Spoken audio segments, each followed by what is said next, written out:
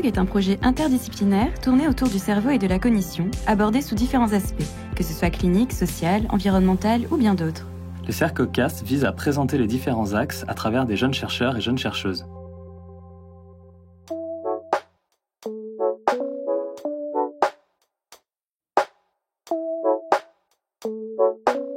Bonjour, je suis Layan Fessler, doctorant en deuxième année au laboratoire Sport et Environnement Social et membre du conseil scientifique junior du CERCOG.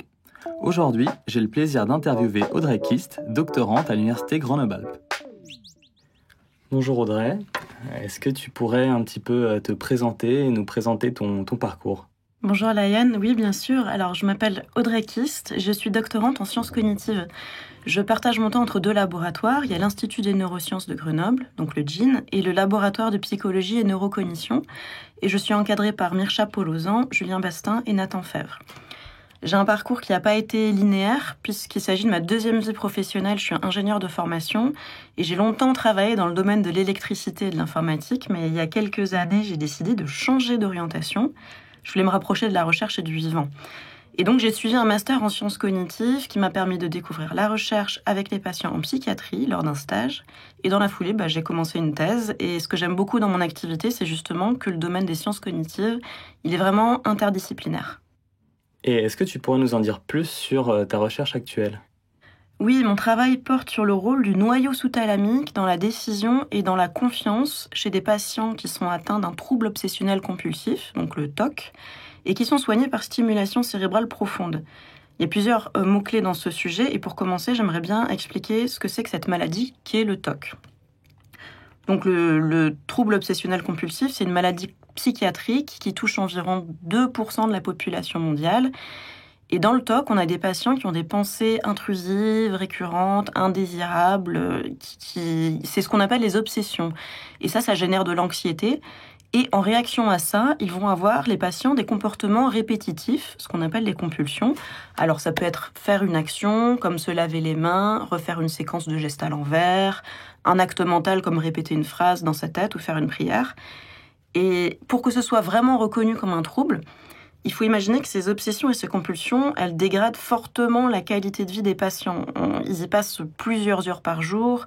Ça a un impact sur leur niveau d'angoisse, sur leur vie sociale, sur leur vie professionnelle, parce qu'ils mettent en place des stratégies d'évitement pour éviter de se confronter à leurs obsessions, et aussi parce que souvent, il y a un grand sentiment de honte, vu que ces patients, ils se rendent bien compte que leur comportement est exagéré. Et chez ces patients, on a remarqué des marqueurs électrophysiologiques, c'est-à-dire que leur cerveau présente des caractéristiques dans leur activité électrique. On a notamment une hyperactivité et une hyperconnectivité du noyau sous-thalamique, c'est le noyau que je viens de mentionner. Et cette petite zone qui est au centre du cerveau et qui fait même pas la taille d'un noyau de cerise, c'est un carrefour de réseaux cérébraux qui assurent toutes sortes de fonctions. Il y a des fonctions motrices, des fonctions associatives liées à la décision, des fonctions liées aux émotions. Et donc mon noyau, il a une activité parfois qui est trop importante, qui est parfois désordonnée. Et alors justement, au CHU de Grenoble, on a en cours un essai clinique qui porte pour le traitement du TOC sur la stimulation cérébrale profonde du noyau. La stimulation cérébrale profonde, alors je vais dire SCP pour la suite, c'est plus court. Alors c'est une spécialité grenobloise, vu que ça a été mis au point ici dans les années 80. Il s'agit d'insérer des électrodes permanentes dans le noyau. C'est relié à un fil qui passe sous la peau jusqu'à un stimulateur qui va délivrer un courant électrique à haute fréquence. Ça module l'activité du noyau et du coup, ça module aussi un peu tous les réseaux qui sont connectés au noyau. Et justement, je vous disais avant que mon noyau, il était notamment impliqué dans les fonctions exécutives que sont la décision, celle qui m'intéresse, la décision, et les jugements de confiance qui sont associés à cette décision. Donc moi, je travaille beaucoup avec des patients, je leur fais passer des tâches de décision sur un ordinateur, et j'ai deux types de patients. D'une part, il y a les patients qui ont déjà leur stimulateur en place depuis plusieurs années. Eux, je les vois sur 2 jours. Donc, un jour stimulateur allumé, un jour où stimulateur est éteint.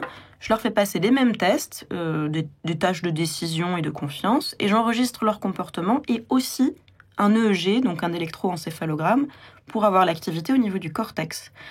Donc, évidemment, c'est du double aveugle. L'idée, c'est de dire que si le comportement de décision et la confiance changent entre le jour allumé et le jour éteint, c'est certainement que mon noyau il joue un rôle dans le processus qui m'intéresse. Donc ça, c'est un premier type de patient. Et l'autre type de patient, toujours avec des TOC, ce sont ceux qui viennent à l'hôpital pour recevoir l'implant. Donc eux, ils ont une chirurgie qui se fait en plusieurs fois. D'abord, on va poser les électrodes et un autre jour, on pose le stimulateur qui est au niveau de la poitrine ou de l'abdomen. Entre ces 2 journées, il y a une période pendant laquelle le patient il a seulement les électrodes reliées à des fils qui sont externalisés sur le dessus du crâne. Ces câbles, moi, je peux les relier à un ampli. Et comme ça, j'utilise des électrodes pour enregistrer directement l'activité du noyau pendant que je fais les mêmes tâches de décision. Du coup, après, j'ai l'activité électrique du noyau et je peux la corréler avec ma décision et ma confiance. Et pour ce qui est de l'avancement de cette recherche, parce qu'il faut quand même que ça avance, je suis en train de finaliser différents articles et pour les résultats, je vais juste mentionner qu'a priori, on a bien de différences de confiance entre les patients et les sujets sains contrôle. Donc les patients sont globalement moins confiants et leur jugement de confiance est moins précis. Mais finalement, la stimulation ne semble pas tellement agir sur la confiance chez les patients. Après, il semble que l'activité du noyau soit corrélée à la fois à la décision et à la confiance. Donc je devrais en savoir plus dans les prochaines semaines. Tout à l'heure, tu disais que ce que tu aimais beaucoup dans ton activité, c'était l'aspect interdisciplinaire des sciences cognitives.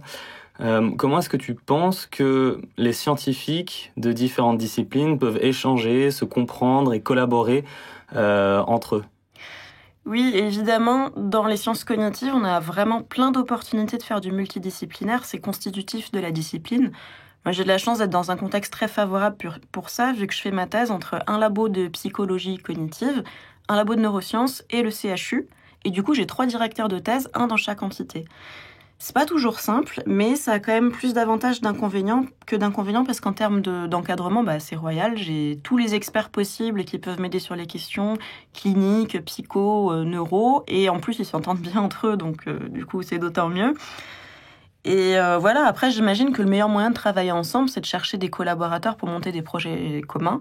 Rien qu'à Grenoble, il y a plein de choses à faire en local pour les sciences cognitives. Il y a le GIN et le LPNC, mes labos. Il y a des labos de traitement du signal comme le GIPSA, et des labos d'informatique comme le LIG, la philo, et notamment la philo de l'esprit, la philo de la mémoire, c'est l'IFIG. Le Team C pour la recherche translationnelle en médecine. En fait, il suffit de s'intéresser un peu à ce que fait son voisin. Et au fil de la discussion, les idées peuvent venir rapidement. Et c'est ce qui s'est passé pour ma thèse, en fait. On a réuni les intérêts scientifiques de 2 labos différents, psycho pour la perception et neuro pour la décision, pour un autre type de décision. Et en fait, ce qui a permis de faire le lien dans un seul sujet de thèse, c'est l'aspect clinique. Puisque dans les 2 cas, on avait besoin de s'appuyer sur l'essai clinique stimulation cérébrale profonde pour mener l'investigation sur le fameux noyau sous-thalamique.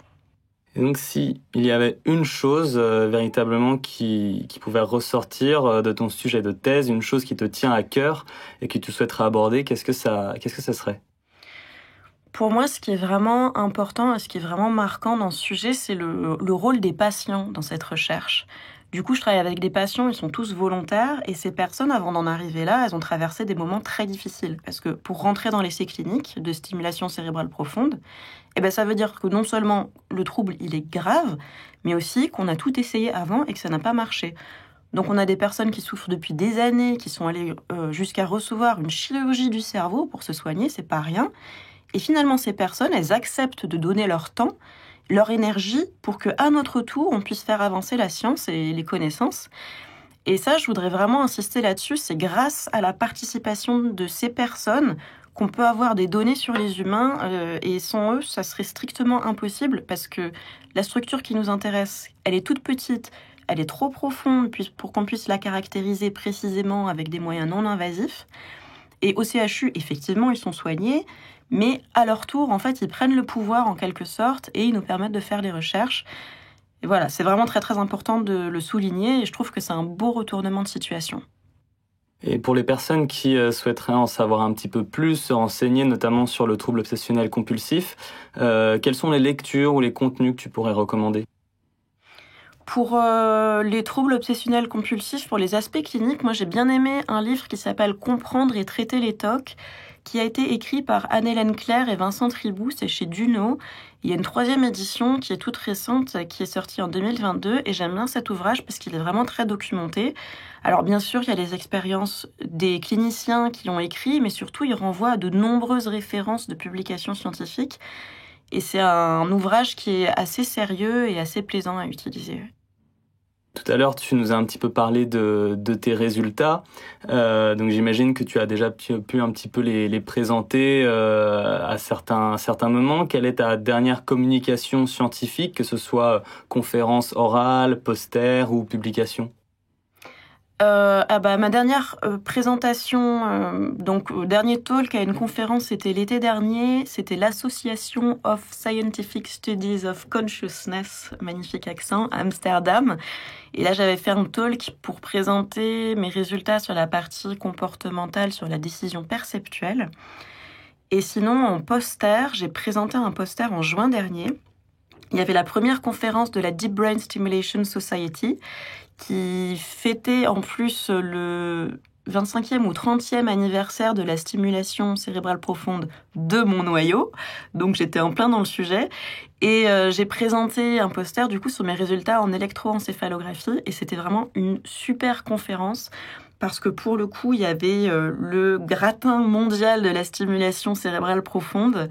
Et que des présentations vraiment hyper passionnantes. Et j'espère que j'aurai la chance de la voir l'année prochaine, cette conf.